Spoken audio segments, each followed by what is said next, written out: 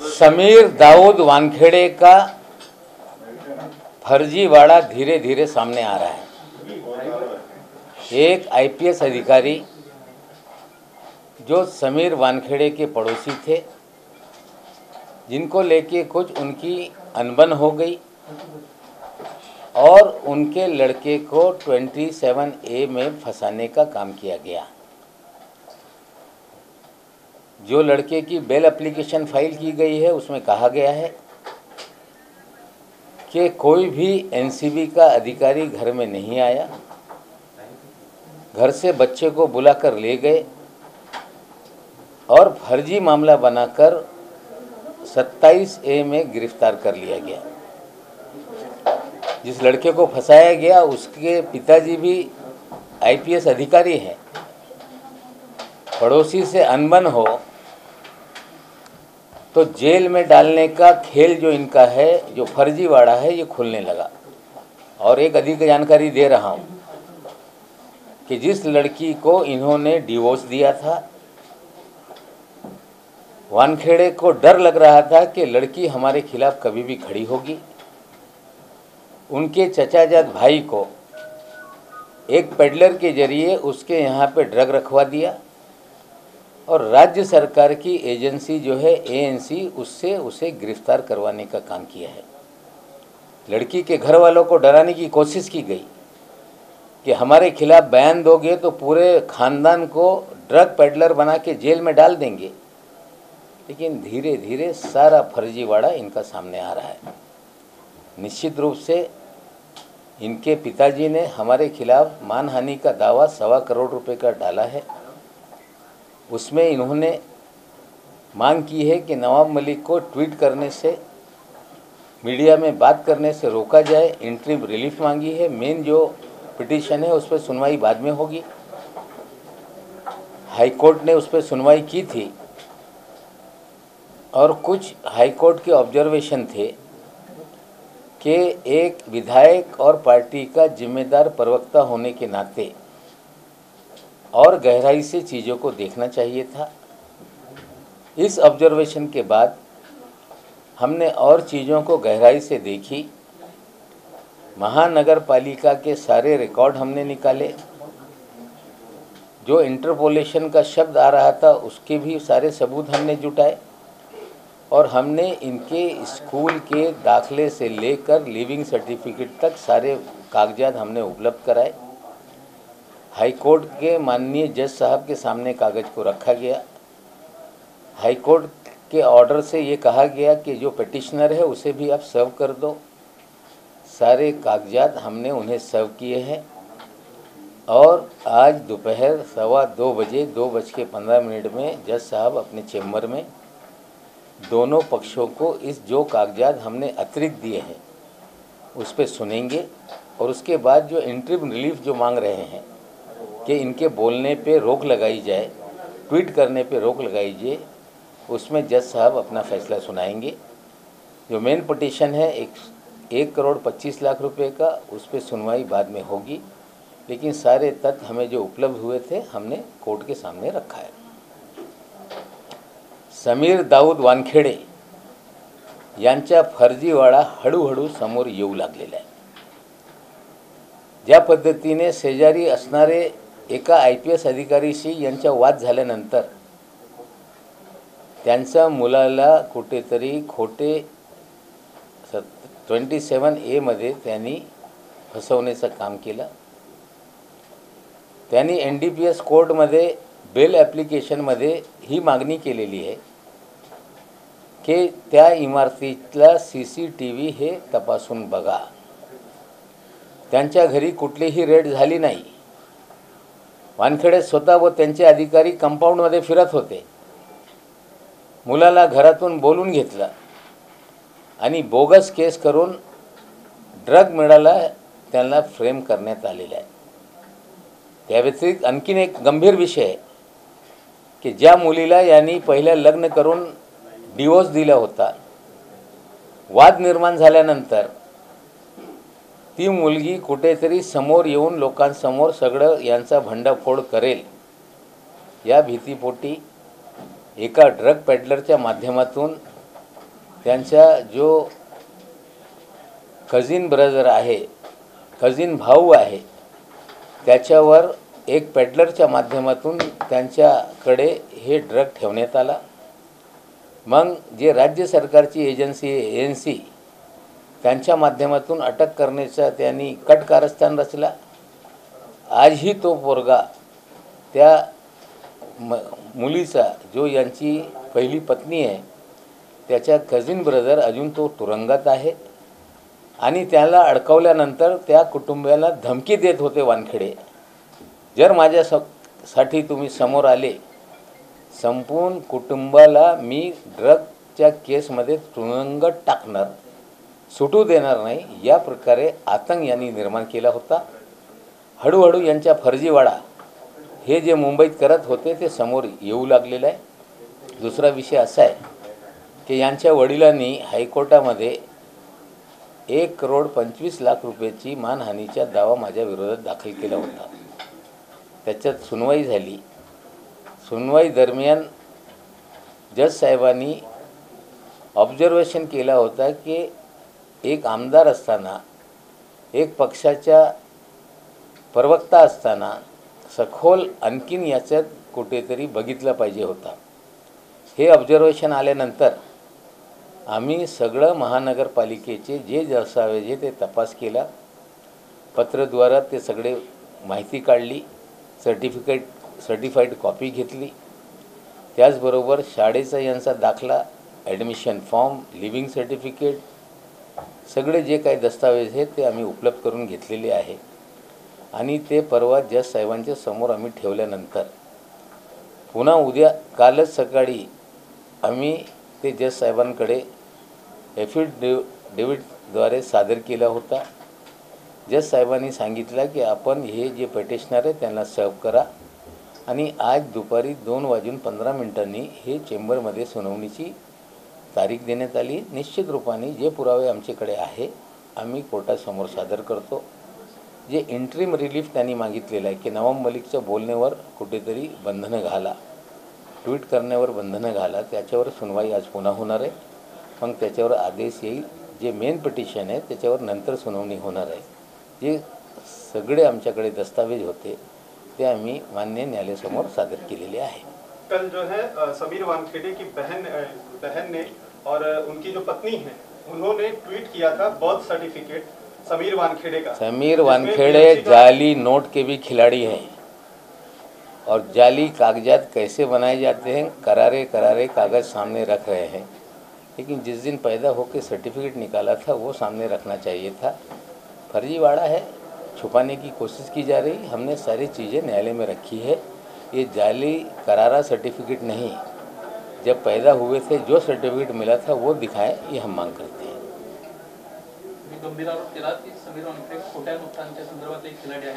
मी आधी सांगितलं होतं की 14,56,00,000 रुपये हे असताना पकडण्यात आले होते। 8 लाख दाखवून कुठेतरी त्या लोकांना मदत करण्याची भूमिका त्यांनी घेतली होती।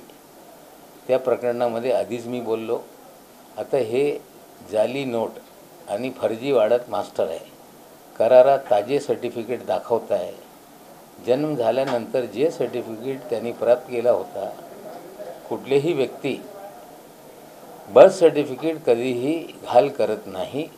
जे खरं सर्टिफिकेट आहे ते दाखवत नाही, फर्जीवाडा करून जे नवीन कागद तयार केलेले आहे ते कागद दाखवत आहे। आमचं म्हणणं आहे कितीही तुम्ही फर्जीवाडा केलं असेल पण हे सगळे कागद आम्ही कोर्टासमोर ठेवलेलेच आहे। त्याचबरोबर आता यांच्या विरोधात तक्रार झालेली आहे जात पडताळणी समितीकडे, तिथे पण पुरावे सादर होणार आहे आणि त्या अंतर्गत हे बोगस सर्टिफिकेटच्या आधारावर यांनी नोकरी घेतली। यांची नोकरी तर निश्चित रूपाने जाणार आहे। नाही, तुम्ही सांगताय हे प्रमाणपत्र बोगस आहे, पण महापालिकेने दिलेले प्रमाणपत्र आहे जे क्रांती रेडकर यांनी ट्विट केलं होतं आणि त्याच्यावर महापालिकेचा शिक्का सुद्धा आहे, तर महापालिकेने खोटं प्रमाणपत्र दिलं का? असं आहे, त्यांनी सगळं कागद खोडाखाड करून 93 साली सगळे दस्तावेज बदलले, तिकडच्या रजिस्टर पण घाल केला, पण यांना कळलं नाही की हे जे सगळे दस्तावेज आहे ते स्कॅन करून महापालिकेचे रेकॉर्डमध्ये आहे। त्याच्या बाबतीत आता सगळे दस्तावेज मी कोर्टासमोर दिलेले आहे. जे खोडाखाड करून नवीन रेकॉर्ड तयार केला आहे, ज्याच्या आधारावर सगळं आजपर्यंत क्लेम करताय, त्याच्या आधारावर आज जे उपलब्ध कम्प्युटराइज डॉक्युमेंट आहे, कोणी जाऊन काढू शकताय ते काढताय आणि ते क्लेम करताय. हे खरा आमचा दाखला. खरा दाखला जेव्हा जन्माला आले तेव्हाचा दाखला दाखवत नाही, कारण तिथूनच फर्जीवाडा सुरू झालेला आहे. सर, बर्थ सर्टिफिकेट जो है बीएमसी की तरफ से जारी किया गया है, आप उसको फर्जी सर्टिफिकेट बता रहे हैं, तो क्या बीएमसी के लोग भी इस पूरे जो मामला है उसमें भी शामिल हैं, ऐसा आपको लगता है? आज नहीं, इसका पंचनामा बाद में करेंगे. फर्जीवाड़ा है, कोर्ट के सामने कागजात रखा है. निश्चित रूप से कोर्ट के सामने जो एंट्री रिलीफ है हमारे बोलने पर रोक लगाने के लिए, लेकिन जो फर्जीवाड़ा है ये जो हमारी वैलिडिटी कमेटी है उसके सामने कंप्लेंट हुई है. सारे दस्तावेज रखेंगे. इन्होंने फर्जी सर्टिफिकेट बनाया, निश्चित रूप से सुनाई होगी, उन्हें भी बुलाया जाएगा और फर्जीवाड़ा ये साबित होगा, नौकरी जाएगी. जात प्रमाणपत्र पडताळणी जी समिती आहे वाशिमची, त्यांनी असं म्हणजे याचिका करताना असं म्हटलेलं आहे की समीर वानखेडे यांच्या वडिलांनी मुस्लिम धर्म स्वीकारल्याची कागदपत्र पण त्यांना प्राप्त झालेली, तसं जात पडताळणी समिती असं म्हणते. मग याचा पण आधार घेणार आहात? नाही, तिकडची माहिती मला नाही. समीर वानखेडे यांचं सर्टिफिकेट हे मुंबईमधून 95 साली हे कुठेतरी इश्यू करण्यात आला होता. त्याच्या आधारावर तक्रार झालेली आहे. ते जी सर्टिफिकेट काढण्यात आला ते बोगस कागदाच्या आधारावर काढण्यात आलेलं आहे. पडताळणी समितीसमोर हे युक्तिवाद होईल. सर, मुंबई पोलीस पण या जात पडताळणीचा करत आहे. स्पेशल SIT टीम त्यामध्ये नेमण्यात आलेली आहे. असं आहे की जेव्हा मी बोलायला सुरुवात केलं तेव्हा अरुण हलदरजी यांना जाऊन ते भेटले वानखेडे. दिल्लीमध्ये त्यांनी बाईट दिली की मी कागदपत्र तपासला आणि हे सगळं खरं आहे, त्यांनी कधीही धर्मांतर केलेलं नाही. नंतर दुसऱ्या दिवशी घरी आले, कागद अलटपलट करून मीडियाला त्यांनी व्हिडिओ रिलीज केला, तेव्हा त्यांनी सर्टिफाय केलं. नंतर त्यांना अधिकार नसताना सापला साहेबाकडे वानखेडे गेले आणि त्यांनी तक्रार दाखल केली की मी मागासवर्गीय अधिकारी असताना मला त्रास देत आहे, लोक माझ्यावर बोट ठेवत आहे की मी फर्जी मागासवर्गीय आहे. सापला साहेबांनी राज्य सरकारचे DGPला एक पत्र पाठवलं की हे नवाब मलिक जे आरोप करताय याच्यात रिपोर्ट तुम्ही सादर करा. त्या रिपोर्ट तयार करत असताना महानगरपालिका ती महिला ज्याच्याशी यांचे लग्न झालं होतं, शाळेचे दाखले हे पोलीसवाले पण शोधताय. पण मी स्वतः माझ्याकडे जे कागद उपलब्ध होते DGP साहेबांना आणि CP साहेबांना पत्राद्वारे मी सादर केलेलं आहे. निश्चित रूपाने SC कमिशनला जे रिपोर्ट जाणार आहे, जे काही दस्तावेज उपलब्ध आहे ते मुंबई पोलीसला DGPला नोटीस आलेलं आहे. SC कमिशनच्या जे काही त्यांना उपलब्ध होणार सगळी माहिती ते त्यांना कळवणार आहे.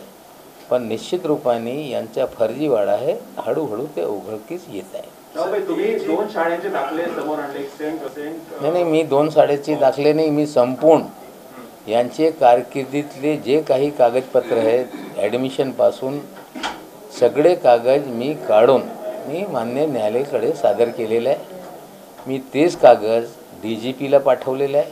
मी तेच कागद पुलिस कमिश्नरना पाठवलेलं आहे. सर, एक चीज आपने कही कि ये जो डॉक्यूमेंट इन्होंने दिए हैं, ये आपके पास जो दस्तावेज हैं वो पहले जो स्कैन किए गए थे BMC के पास, उनमें से जो है ओरिजिनल। देखिए, जब बच्चा पैदा होता है अस्पताल से रिपोर्ट भेजी जाती है कि इस अस्पताल में ये बच्चे का जन्म हुआ, इसकी माँ ये है, इसका बाप ये है.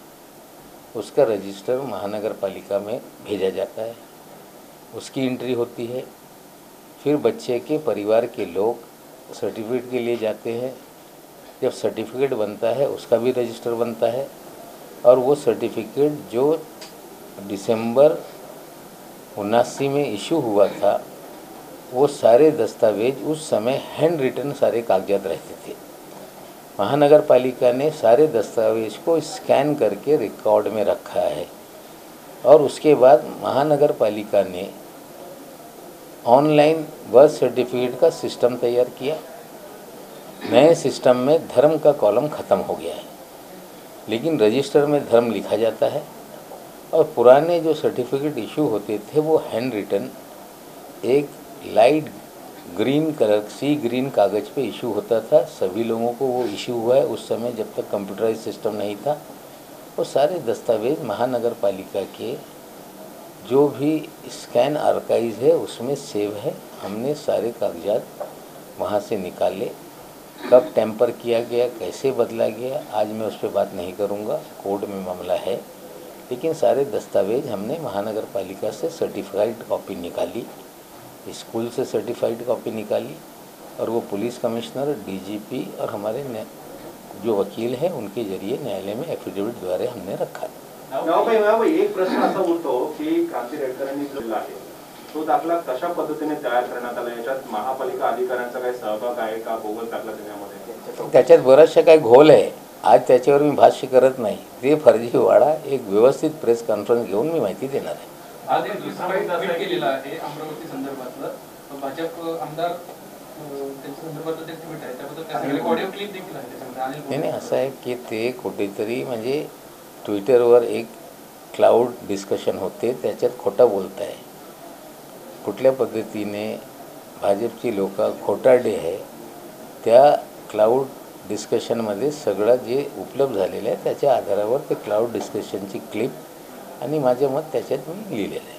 नावबाई, परमवीर सिंग जे माजी पोलीस आयुक्त आहेत त्यांना फरार घोषित करण्यात आलेलं आहे आणि तेच तक्रारदार आहेत अनिल देशमुख यांच्या प्रकरणामध्ये। तर आता तक्रारदार जर फरार असेल तर या प्रकरणाची चौकशी व्हावी का? नाही बघा, स्पष्टपणे आमचा मत आहे की अनिल देशमुख साहेबांना हे ज्या पद्धतीने वाजे आणि परमवीरनी या मुंबईमध्ये खंडणीचा धंदा सुरू केला होता किंवा एंटॅलियासमोर बम प्लांट करून जे काही घडून आणला, ती लोक सरकारला कुठेतरी अंधारात ठेवून हे सगळे करत होते।